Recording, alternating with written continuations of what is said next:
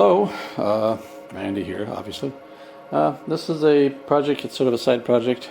I call it the first model. It was back in 1974, 75, whenever, I can't remember what date Space 1999 came out. But it's the thing that it was the show that set me on my path to do scratch-built kit bash models, back in the day. The first one I made looked like this. You saw pictures on Facebook, and I'll show you a picture here real quick. Yeah, so it was the first thing that I did out of kit bashing. It's a SD's flying model rocket nose cone. It was a Saturn V launch tower from an old small Saturn V rocket model kit I had. Combined them together and whatnot. So this is going to be a kit that I'm going to make of that ship, but of course modernized today a bit. So I thought I'd show you what I'm using and what I'm doing. This is the drawing. This is the updated version. The old one didn't have these on it, didn't have this box here. So the box is, of course, still in its infancy. I'm going to use these phone cases that I molded up. So you're probably thinking, what the hell is he talking about? I won't be using it all. I mean, I'll be using it, but it'll be chopped up. I'm going to cut it here and take another one and cut it the same way, so I can splice them together, to where they have the same details on both ends. This detail here and there, cutting away the circle there.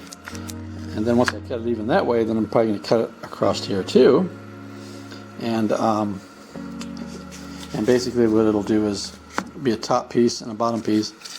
But once they're cut apart, they'll be widened, and they'll even be angled like that, sticking out of the cage. I have to cut a hole in the cage, which this thing will come out of, which will be, it's not going to be a pod. This isn't a sky crane like the Eagles. No, that's what I call them. Eagles are sky cranes. This is going to be, just the pod won't come out. It's not supposed to. I ordered a 44-inch engine bell from, I say 44-inch engine bell because the 44-inch Eagle engine bell this guy in Canada makes. So he's making that for me, and some down thrusters from the 23-inch Eagle, because there'll be down thrusters on here too. There'll be a down thruster here and under here somewhere. He'll still go with a triangle landing gear, three landing gears instead of 4. And it's being called the Osprey. So this is how big the head will be. I'll put some pictures showing Carl Darby. He did some drawings for me of how he's going to make it. It'll be a 3-piece head, top and bottom, and this back come off. And also I'll put a picture in here of I'm having laser cut. Is the back wall, which looks identical to the Eagle back wall with the door and everything. And then this will connect onto the bulkhead, which also have pictures of how this bulkhead is shaped for all the frameworks. That's what I call bulkheads, that fit in between these, with the exception of where the pod goes. The pod's going to probably go in here somewhere, more forward than back, because you got these engine or these fuel tanks here, so they'll sit in here. All in all, though, the model is going to be, after looking at the dang thing and going by this measurement, the thing is going to be about, let's push those forward there so you can have sort of a look. It's going to be around 20, I would say around 26, 27 inches long. That's how long this model is going to be. Once I put the engine on it and everything. So it's going to be a big ass model, and also in scale with the 23-inch Eagle. So it's a bit longer and the head's bigger, but it's supposed to be, because instead of having just 2 pilots in it, I'll probably put a third person in the middle too, take up the space. Actually the interior set for the Eagle, the full-size set, would probably work better in this Eagle, who knows, because it's more round, as you can see. The Eagle head is much more squashed. So that's my plan anyways, but things change. The landing gear I haven't figured out yet. It won't be Eagle style landing gear, but there will be like a foot with a ski that points up in the front, and that'll come later. The front of these haven't been determined. I really was influenced by when the first stage falls off the Saturn and you see that dome inside there, once the ring comes off.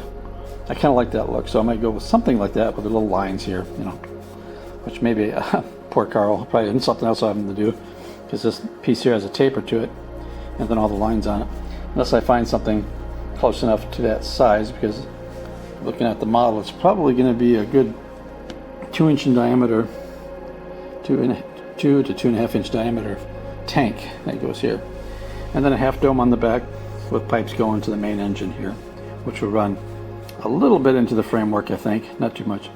There'll be some tech stuff in here, of course, and in here, you know, there won't be any what do you call lunar module half a lunar module kit, tiny little lunar module kits that they stuck on the Eagle. You know, hopefully I worded that right. My head's not feeling so hot today. So anyways, yeah, that'll be a fun thing. It's not stopping me from doing that, that's for sure. It's just something I'm just kind of gathering the parts, because I got other people kind of doing this for me, more or less. So it's just going to be the next thing I do, and then we'll see which one gets done first. So again, another one of my personal models, but hopefully this will sell better than the Jaguar spinner. I sold the total of a whole 4 of them. Yay! I could consider it a failure in terms of model kit ideas to sell, but you know, it might be like the Blade Runner movie. It might find its own through time. More people might like it and buy it. So if you wonder what I mean by the Jaguar spinner, here's a picture of it.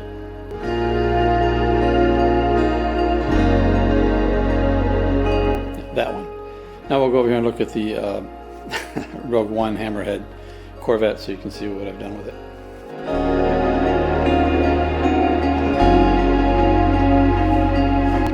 Here's our reference wall. Here's our model so far. Now you've seen this pretty much. I've taken plenty of pictures and showed all these little parts. I don't think you've seen the little window that I had made though. So there's a little, let's see if we can get different. There we go. That's a little curved window that goes inside the head. Oops, sorry, it's upside down. Inside the head. So yeah, let's get this detailed, and had to strip the detail off of here for what reason I don't remember. I think it had an eyebrow like this, and it wasn't supposed to have one like that, so I took it off. But this is the engine assembly so far. Try figuring how I'm going to mold this up. Well, just like that on the ground. This will be covered up with tape because there's a piece of detail that goes in here. Got to do all the plating. Got these holes here which will be filled, but they're identical on either side. They have holes on either side. And then a buddy of mine is 3D printing a detail strip, which looks like this one. He sent this one as a test, and I'll have to let him know to leave this piece off, because you can't get that piece in there, you know, not fit. You know, it will slide in this way once I, you know, sand it a little bit. So yeah, the engine cluster, like that. Of course, you know, still a lot of work to do to make it look better, and before it's moldable. And you got the bottom engine, which sits very forward. The side view, oops, turn it sideways. It sits way up forward like that for some reason, to the other engines. Where the 3 engines are level with each other, that one's not. And that's the engine pattern. You know, this is a photo off the one, and I've been using this as my kind of my jig. Basically, if you just set this one right on here, it would line right up perfectly. Well, hopefully perfectly, like so. So you get kind of an idea how it's going together. Then these pieces here, I redid these pieces because I was going to have them cut into this. I was going to have them cut into this and you fit them into it, but it's like, that's stupid. It takes too much time. So I just gave them a curve, and they'll be molded separately, and you can glue them on like that, you know. Let me get my finger, fat ass finger out of the way so you can see it. Then there's another one that goes on the top, like this. That will fit in there, like so. That's the one that goes on top. The detail here has to be changed a little bit because it's a little different on top right there.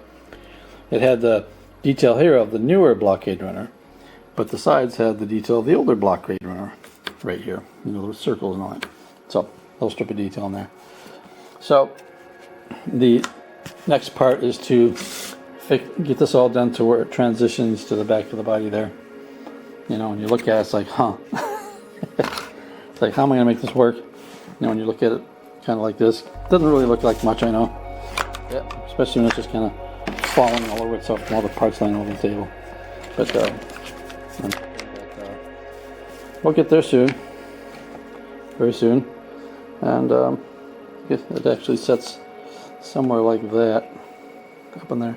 It still doesn't look like it because it doesn't have that big old engine there on the bottom, which also has an engine the same way as the top, but it's cut out more for some reason. And of course the engine mill's over there. And these little guys right here, of course there's half rounds, they actually go, show you right here real quick. They'll go in here like this, get them to fit in there like that, and then they have like some pipes on them and whatnot. And it's on either side, so they'll be separate. And then there's a half round one that fits across here, big half round one. Yeah, shut up. I'll sit in there somewhere. I just haven't fit it yet. Here. Sorry, the other side. This is the back side. But okay, yeah, that's the mess of the table, and somewhere in there there's a spaceship, and we'll get it done. All right, talk to you later.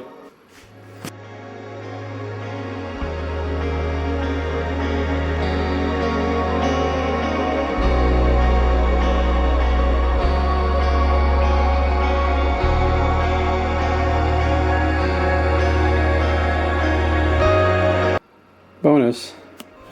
Every now and then I like to trickle a little work onto this model. So one of the latest little trickling, that sounds kind of weird, that I had done was this door frame here that a friend of mine laser cut for me. I'll put it on close-up mode so you can see it better. Yeah, so here it is.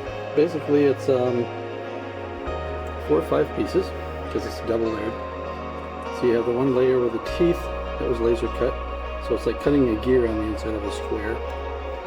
And then these simple frames to sandwich in between it. So 2 of those, and then the frames and the spacer block in between. And this is what we were trying to achieve here. Good page. So probably have to take you off of close-up mode here. Anyways, that's the door. And you can see a little bit of detail around the edge there. The door is going to be open on mine. That way you'll be able to see into the interior. Now this picture is very fish-eyed for some reason. And I think it's taken from the virtual model. Oop, there you go. So, maybe I'm upside down. Yes, I'm upside down. Yeah, that's from the virtual model. But anyways, so when you look through here, doorway, like so. The walls have to be finished in here yet. Look through that doorway to see the interior, which I should put the lid back on. You wouldn't think you'd see much in there. And I'll only build what I have to see.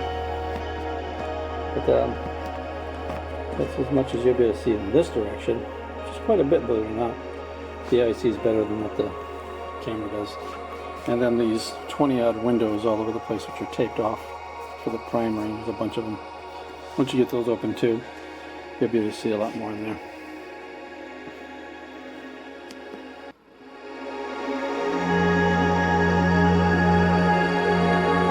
So yeah, it's I'm slowly trying to get this stupid thing done. You know, it'd be nice when it is completely finished. You know, on display base, the half dome display base with a like a black hole underneath it, yeah, like it was in the movie.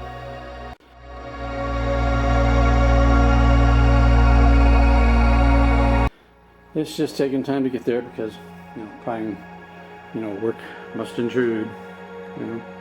So I guess that's it for now, and I'll shoot more video when I have more to shoot.